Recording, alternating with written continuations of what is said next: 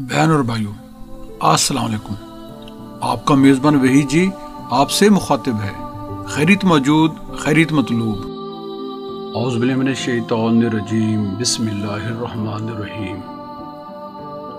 بلغ العلا بکمالہ، کشف الدجی بجمالہ، حسنت جمیع خصالہ، صلو علیہ وآلہ۔ مقالہ نمبر 10، اتباع قرآن و سنت رسول صلی اللہ علیہ وآلہ وسلم۔ حضرت قطب ربانی محبوب سبحانی سید عبد القادر جیلانی رضی اللہ تعالیٰ عنہ نے ارشاد فرمایا، اس میں شک نہیں کہ تیرا نفس اللہ تعالیٰ کی مخلوق اور ملک ہے، لیکن دنیا کی شہوانیات و لذات اور اسباب نمرود و تکبر اسے راہ راست سے برگشتہ کیے ہوئے ہے، کیونکہ یہ چیزیں انسان کے مزاج سے مناسبت رکھتی ہیں۔ بس اگر تو اللہ کی اطاعت و فرمان برداری کے لیے نفس کی مخالفت اختیار کرے گا تو تیری جانب سے یہ جہاد ہوگا، اور فلاح و بہبود کا ذریعہ جہاد نفس کے بعد اللہ تعالیٰ سے تیری دوستی اور عبودیت پائے ثبوت کو پہنچے گی، اور تجھے پاک و صاف اور خوشگوار نعمتیں عطا کی جائیں گی۔ تمام اشیاء کائنات تیری تابع ہوں گی اور تیری خدمت و تعظیم کریں گی۔ یہ مسلمہ اصول ہے کہ جو شخص خدا کا مطیع ہو جاتا ہے، دنیا اس کی مطیع ہو جاتی ہے۔ اللہ تعالیٰ نے فرمایا، کائنات میں کوئی چیز ایسی نہیں جو خدا کی حمد و ثنا بیان نہ کرتی ہو، لیکن تم لوگ ان کی تسبیح کو سمجھ نہیں سکتے۔ نیز فرمایا، میں نے آسمانوں اور زمین سے کہا کہ تم میری اطاعت و فرما برداری طوعاً خوشی اور آمادگی سے یا کرہن ناراضگی اور غیر آمادگی سے قبول کرو، تو یہ سن کر انہوں نے کہا، اے خالق کائنات، ہم تیری اطاعت خوشی اور آمادگی سے قبول کرتے ہیں۔ پس مکمل عبودیت اپنے نفس کی بری اور سفلی خواہشات کی مخالفت سے حاصل ہوتی ہے۔ قرآن حکیم میں متعدد جگہ وارد ہے کہ نفس امارہ کی پیروی انسان کو صراط مستقیم سے گمراہ کر دیتی ہے۔ حدیث قدسی میں وارد ہے کہ حضرت داؤد علیہ السلام سے فرمایا گیا، خواہشات نفس کی پیروی کبھی نہ کر، کیونکہ میری زمین میں اتباع نفس سے زیادہ فساد انگیز چیز اور کوئی نہیں۔ استغفر اللہ۔ اور حضرت با یزید بسطامی رحمۃ اللہ علیہ کے متعلق ایک حکایت مشہور ہے کہ جب انہوں نے خواب میں رب العزت کو دیکھا تو عرض کی، یا اللہ، تیرے پاس پہنچنے کا راستہ کیا ہے؟ اللہ تعالیٰ نے فرمایا، اپنے نفس کی اطاعت چھوڑ دے اور میرے پاس آ جا۔ حضرت با یزید بسطامی رحمۃ اللہ علیہ فرماتے ہیں کہ بعد ازاں میں نے سانپ کی کینچلی کی طرح اپنے نفس کو چھوڑ دیا۔ الغرض، ہر حال میں اپنے نفس کی سفلی خواہشات سے احتراز ہی وجہ نجات ہے۔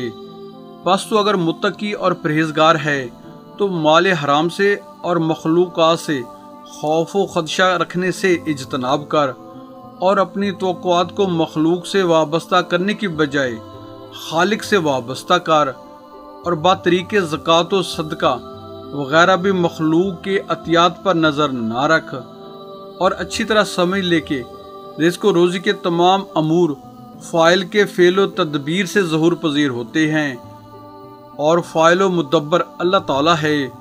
بائیں ہمہ مخلوق کی طرف سے سعی و محنت اور جد و جہد کے اصول کو ہرگز فراموش نہیں کرنا چاہیے، تاکہ تو مذہب جبریہ کے عقائد سے نجات پائے، اور یہ بھی مت کہہ کہ مخلوق کے افعال میں خدا کی قدرت کو کوئی دخل نہیں، اور بندہ ہی ہر ارادہ و فعل کا مختار و مجاز ہے۔ اس عقیدہ سے تو کافر ہو جائے گا اور قدریہ میں جا شامل ہوگا، بلکہ درست عقیدے کا تعین کرتے ہوئے یہ کہہ کر مخلوق کے افعال و اعمال معیشت خداوندی سے ہیں، جن کی بجا آوری کے لیے حسب ارشاد لیس الانسان الا ما سعی، مخلوق کی طرف سے سعی و محنت لازمی ہے، جیسا کہ ثواب و عذاب اور جزا و سزا کے متعلق قرآن اور حدیث میں مثالیں وارد ہیں۔ پس احکام خدا بندی سے تجاوز نہ کر، کیونکہ اس کے احکام تمام مخلوقات پر طوعاً کرن جاری ہو رہے ہیں۔ احکم الحاکمین کے ہوتے کسی امر میں حاکم نہ بن بیٹھ، تیرے حاکم کتاب اللہ اور سنت رسول ہیں۔ اگر تیرے دل میں کوئی خیال و وسوسہ گزرے یا الہام کی کیفیت پائی جائے تو اس کو قرآن و حدیث کے معیار پر پرکھ لے۔ اگر قرآن و حدیث میں اس کی حرمت و ممانعت موجود ہو، مثلا زنا، سود، چوری، غضب، ظلم و عدوان، کذب و فریب اور دیگر اعمال فسق و فجور، تو ایسی باتوں کو اپنے قلب و دماغ سے دور کر اور ان پر ہرگز عمل پیرا نہ ہو۔ بلا شبہ ایسے وسوسے شیطان کی جانب سے ہوا کرتے ہیں اور بہت خوشگوار صورتوں میں انسان کے سامنے آتے ہیں، اور اگر وہ خیال و وسوسہ قرآن و حدیث کی روح سے جائز و مباح ہو اور اس میں حرمت کا کوئی شائبہ نہ پایا جائے تو پھر بلا تعمل اس کی تعمیل کر لے، کیونکہ اس میں گناہ کا خدشہ نہیں۔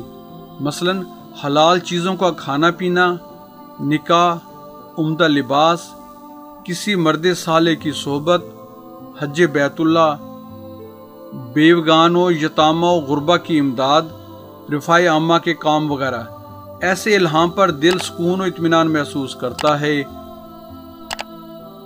اور فطرت اس کی تائید و تصدیق کرتی ہے۔ افعال الہی اور اوامر الہی کی تکمیل کے لیے اللہ تعالیٰ خود ہی بندہ میں فاعل ہو جاتا ہے اور اس کی امداد و نصرت فرماتا ہے، اور جب خالصتاً فعل حق باقی رہ گیا اور تجھے تائید حق کا مقام حاصل ہو گیا تو پھر اگر تجھے کوئی فتنہ بھی پیش آئے گا تو اس کے شر سے محفوظ و بری رکھا جائے گا، کیونکہ اللہ تعالیٰ اپنی معیشت اور اپنے فعل پر تجھے عقوبت و گرفت نہیں کرے گا۔ بندہ کو عذاب امور الہی میں دخل دینے کے باعث کیا جاتا ہے۔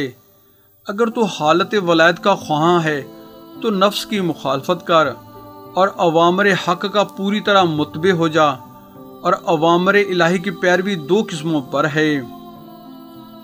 پہلی قسم یہ ہے کہ اسراف سے اجتناب کیا جائے اور لذت نفسانی کی پیروی سے احتراز ہو، فرائض ادا کیے جائیں اور اپنے ظاہر و باطن کو گناہوں سے محفوظ رکھا جائے۔ دوسری قسم یہ ہے کہ خدا کے جو احکام الہام یا القاء کے طور پر دل میں وارد ہوتے ہیں ان کی اطاعت پورے احترام سے کی جائے، اور خدا کے وقتاً فوقتاً مشوروں سے غفلت نہ برتی جائے۔ یہ امر باطن اس مباح میں بھی پایا جاتا ہے جس کے متعلق شریعت میں کوئی حکم موجود نہیں ہے، اس طور پر کہ نہ تو وہ ممنوع ہے اور نہ حکم وجوب میں ہے، اور اس پر بندہ کو اختیار دیا گیا ہے، خواہ وہ اسے اپنے تصور و استعمال میں لائے یا نہ لائے، اسی کا نام مباح ہے۔ بس ایک متقی اور باخدا شخص کو چاہیے کہ وہ ہر ایسی چیز کے متعلق استخارہ کرے اور انتظار حکم باقی میں رہے، جب حکم پائے تو اس کے متعلق تصرف کرے۔ ایسی حالت میں بندہ کے تمام اعمال اور حرکات و سکنات اللہ تعالیٰ کی طرف سے ہوں گے۔ جن چیزوں کا حکم شریعت میں موجود ہے ان چیزوں کو شرع کی روح سے، اور جن چیزوں کے متعلق حکم شریعت موجود نہیں انہیں بندہ بذریعہ استخارہ حاصل ہونے والے امر باطن کے تحت بجا لائے گا۔ اس مقام پر بندہ اہل حقیقت میں سے ہو جائے گا اور اس کا شمار اولیاء اللہ میں ہوگا۔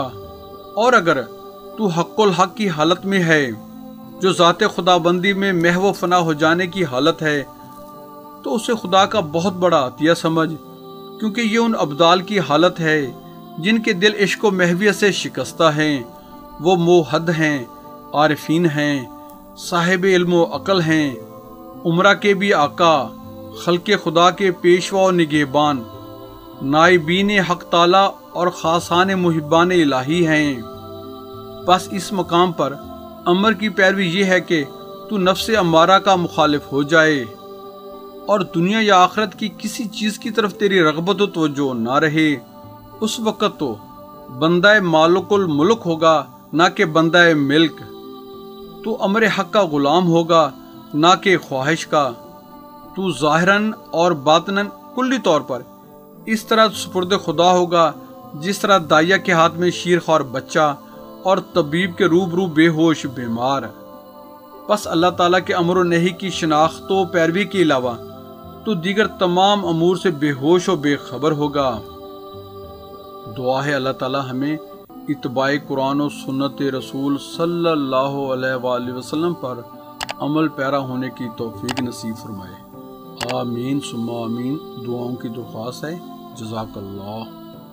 اگر آپ ہمارے YouTube channel Islam T V by بہی جی پر نئے آئے ہیں تو ہم آپ سے ملتمس ہیں ہمارے چینل کو سبسکرائب کر کے بیل آئیکن پر کلک کر لیں، آل کو چیک ان کر لیں، ہماری ویڈیوز کو اپنے حلقہ احباب میں شیئر کریں۔ جزاک اللہ۔